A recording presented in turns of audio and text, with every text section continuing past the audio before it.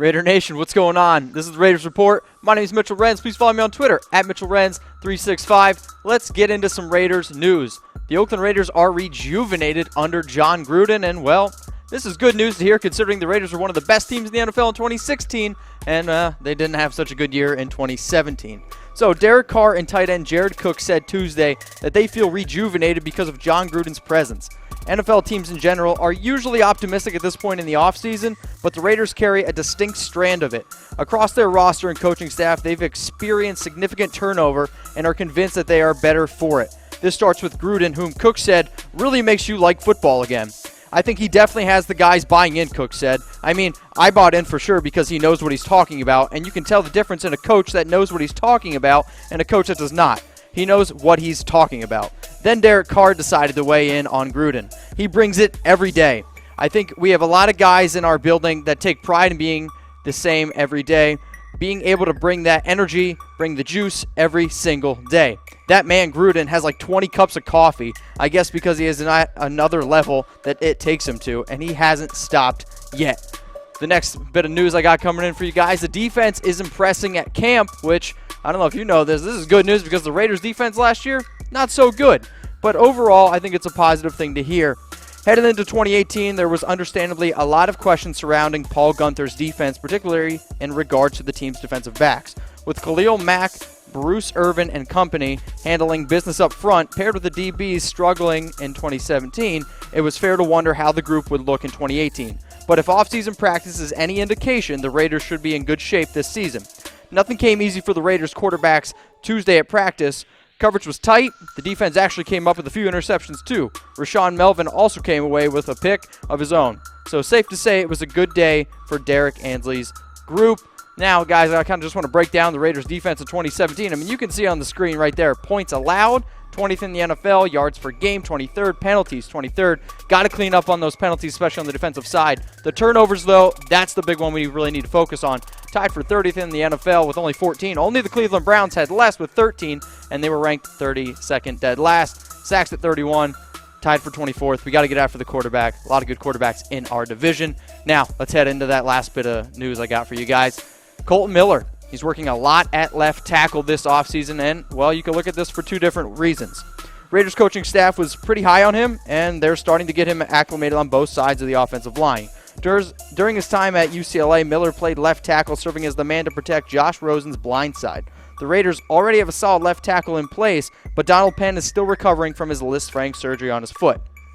This is why Miller is at left tackle a ton, according to Raiders insider Scott Bair. Miller is a big man and will likely be the Raiders starting left tackle down the road. For now, he is still getting used to playing professional football. So any work he can get either at left tackle is going to benefit him in the long run. Of course, though, once Penn is back and healthy, Miller will return to the obvious role back to the right side.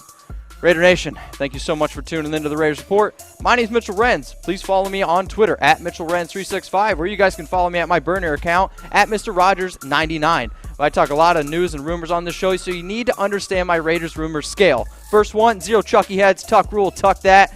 1 Chucky head, small shred of truth. I like to think 25% chance of happening. 2 Chucky heads, people are talking, 50-50 coin flip. 3 Chucky heads, pretty likely 75% chance. 4 Chucky heads, believe it, baby, 100% chance this rumor's coming true.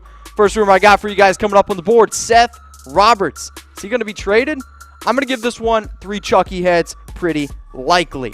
So, a lot of new faces in Oakland. We all know that, that's for sure. The Raiders wide receiver room is simply too crowded at this point, and the Athletic's Vic Tafur originally reported that the team was looking to trade Seth Roberts on the final day of the NFL draft. It became widely known that there was interest moving on from him. So why not just release him? I think that's the more important question I think a lot of guys might be wondering. I know I was one that was wondering it. The problem is, Roberts being released wouldn't make much financial sense, but I could certainly see a trade happening at some point this offseason. As Over the Cap shows, releasing the 27-year-old wideout this offseason would free up just $200K in cap space while costing the team $4.25 million in dead money. It's certainly far from an ideal situation. So, guys, I just want to show you real quick Seth Roberts' stats at his time with the Oakland Raiders. In 2014, yeah, dude didn't play. But then 2015, 2016, 2017, you see he progresses a little bit in receptions, but never surpasses that 500-yard mark, and 5 touchdowns his first 2 or in 2015 and 2016. Last year, only 1 touchdown. I mean, sure, his career is maybe a typical season for Antonio Brown, but unfortunately, I think right now with the amount of depth we have at wide receiver, he's probably going to be out the door, and it's probably going to end up being a trade. Next rumor I got for you guys coming up on the board, the Raiders to release Giorgio Tavecchio. I'm giving this one 2 Chucky heads. People are talking. Not hard. It's, this is a guy who I like to root for. I think it's hard not to root for a guy like him. He spent every season of his NFL career up until 2017 on the practice squad. And his training camp, he finally got his chance last year when longtime Raiders kicker Sebastian Janikowski went on injured reserve before the season. While Tavecchio made 16 of 21 field goals last season, there was looming questions entering the offseason with Jon Gruden taking over about how the team would approach a possible kicking competition. Well, they chose to do so by bringing in former Florida kicker Eddie Pinheiro as an undrafted free agent and pairing him with 5th-round pick and former teammate and punter Johnny Townsend. The team's new punter was also Pinheiro's holder in college, which left Tavecchio in a pretty brutal spot entering offseason practices. Things aren't looking too good for Giorgio, and, well, maybe it's just something about that name, but I don't know. Not crazy about it. Next rumor I got coming up for you guys on the board, Mario Edwards Jr. will miss the 53-man roster. I'm going to give this one 2 Chucky heads. People are talking. So this is just one of those guys who unfortunately hasn't quite panned out the way that I know I was hoping for, but the entire scenario results in former 2nd-round pick not being on the roster at the start of the 2018 season, and this is kind of shocking, I understand, but that's part of the world we live in. With that said, though, the Raiders added Arden Key in the draft and Tank Carradine in free agency. If this duo proves capable of being able to spell Khalil Mack and Bruce Irvin at defensive end this season, then Edwards could be shocked. In his 3 seasons with the Raiders, Edwards has failed to live up to expectations, tallying no more than 3.5 sacks in a single season, and arguably his best season came as a rookie. In that year, he had 42 combined tackles, 4 for a loss, 3 forced fumbles, and 2 sacks. He hasn't been the same player since that season. This would be an incredibly disappointing ending to Edwards Jr.'s tenure with the Raiders, but like I said before, it wouldn't totally be stunning. Next rumor I got from you guys on the board, Doug Martin will be the starting running back for the Oakland Raiders, but you're going to have to find out after a word from our sponsor, Mizzen & Main.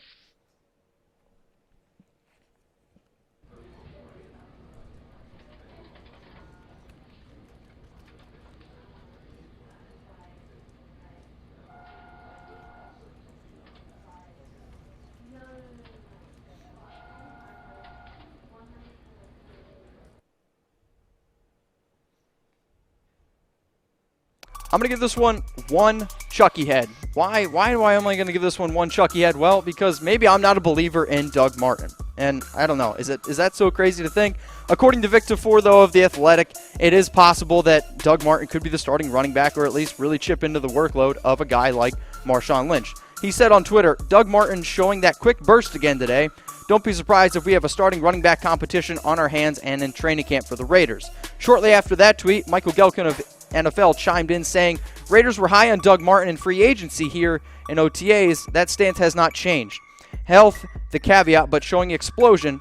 Ultimately, he could ultimately chew into Marshawn Lynch's workload. But, guys, I want to make a public service announcement. Why are we not forgetting what Doug Martin went through last year? Can we just pump the brakes a little bit on this hype train? I mean, last season, Dirk Cutter came out and said Doug Martin's in the best shape of his life. Great, their tight end for the Bucs also said this guy looks amazing. Let's just pump the brakes a little bit. And let's not forget how good Marshawn Lynch was at the end of last year. He averaged 5.2 yards per carry his last 5 weeks of the season. Plus, if he would have had just 10 more rushing yards those last 5 weeks, he would have had the most rushing yards in the NFL. So my service announcement is let's pump the brakes on Doug Martin a little bit, and let's trust beast mode just a little bit more. But I want to know what you guys have to say. I got a reaction poll for you. Who will be the starting running back for the Raiders this season? If you think it's going to be Marshawn Lynch, give me a heart. If you think it's going to be Doug Martin, give me a thumbs up. For me personally, I'm going beast mode. I'm throwing up that heart. Next rumor I got for you guys coming up on the board, Derek Carr. He's going to throw for 5,000 yards. All right, I didn't make up this rumor, but I'm going to give this one Chucky head, small shred of truth. So, James Jones is, I guess you could say, was pretty high on the fact of Derek Carr this year. And he thinks that Derek Carr is going to throw for 5,000 yards and could even potentially be an MVP candidate. So I guess I'm going to say that this is what James Jones had to say. He was asked who's going to win the MVP. He said, I'm going to go Derek Carr. Jones said on NFL Network on Monday, all those new pieces over there, 5,000 yards and an MVP for Derek Carr. That's my hot take. Now, that is a hot take for multiple reasons. First, Derek Carr has never thrown for more than 4,000 yards in one season. During his best season, Carr threw for 3,937 yards in 15 games, which equals 262.5 yards per game.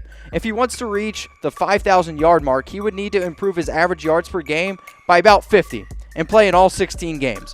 That's a 19% increase in yards. The greatest passing season in recent Raiders memory was Rich Gannon in 2002 when he threw for 4,689 yards the year after Gruden left Oakland. In Gannon's 3 previous seasons, all with Gruden, he failed to surpass 3,900 yards in a season. While I do like Carr this year as just an ultimate option, I just don't think it's going to happen with him throwing for 5,000 yards in a season. I mean, guys, you can look at his career stats right there. Derek Carr is a great quarterback.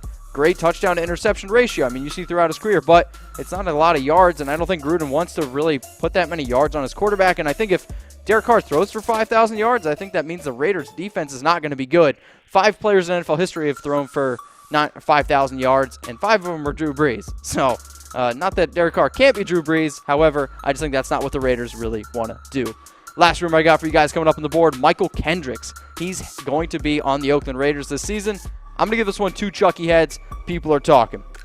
So the Eagles released Kendricks last week, and the 27-year-old middle linebacker is, like I said, was released by the Eagles last week, and it's just ultimately a pretty interesting move because he's one of the better linebackers available. There is still a need for a linebacker in Oakland. They are showing no indications they will be bringing back Navarro Bowman, and the addition of 35-year-old Derek Johnson doesn't eliminate the need does still have a need at middle linebacker. Kendricks visited the Vikings and left without a deal yesterday. Now he will visit both the Raiders and the Browns, so the Oakland will still have competition. While the Raiders have the geographical advantage, the Vikings have an advantage of having Mychal's brother, Eric Kendricks, which could draw him in. Raider Nation, thank you so much for tuning in to the Raiders Report. My name is Mychal Renz. Please follow me on Twitter at MychalRenz365, and make sure you guys like Oakland Raiders by Chat Sports so you know exactly when I go live.